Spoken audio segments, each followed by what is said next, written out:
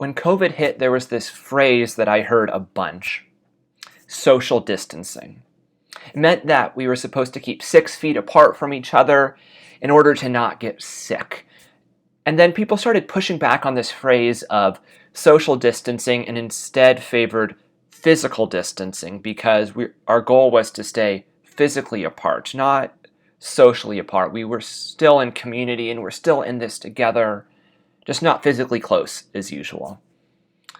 And I have to say, I like this idea, and I think it's nice to say that we are physically distant, not socially distant. But I've observed over the past few months that at first there were a lot of people checking in and asking how I was doing and inviting me to Zoom happy hours and more time online with friends than in the past. But this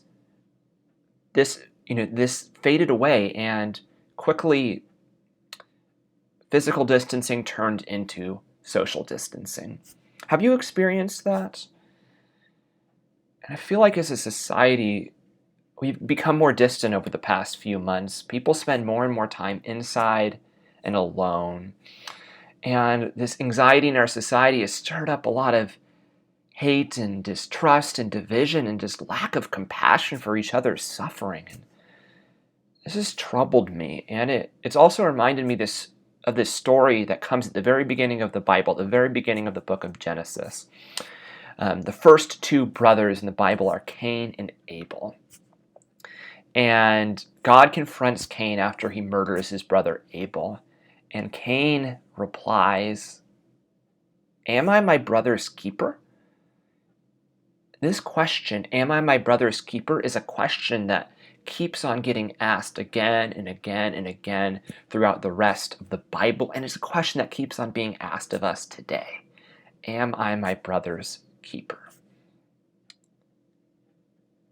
Cain and Abel come at the beginning of Genesis. And the book of Genesis ends with 2 other brothers that are struggling to get along.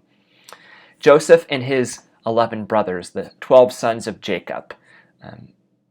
Joseph's brothers were frustrated with him and didn't like him, and so they sold him into slavery, actually. And years later, these same brothers that sold Joseph into slavery come to Joseph and beg him for food, as the country they live in has been hard hit by famine.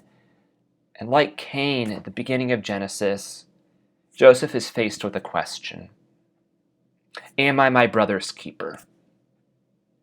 And this story in the book of Genesis ends with a pretty clear answer. Yes, we are each other's keeper. This is leading me to wonder, in this season of COVID, who has felt like your keeper? Who has shown you love and care and concern in a special way? For me, it's my brother-in-law. For when we visited him and my in-laws, he left the place he was living and stayed in a hotel for a week so we could have a COVID-safe, socially distanced, physically distanced place to stay that was affordable.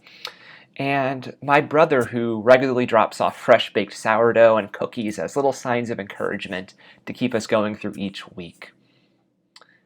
What is one moment that you've felt cared for in a radically caring and extravagant way?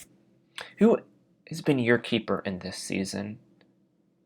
And who have you served as a keeper in this season? Friends,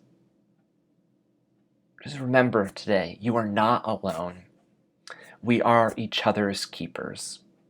We are each other's. And perhaps most importantly of all, we are God's. Amen.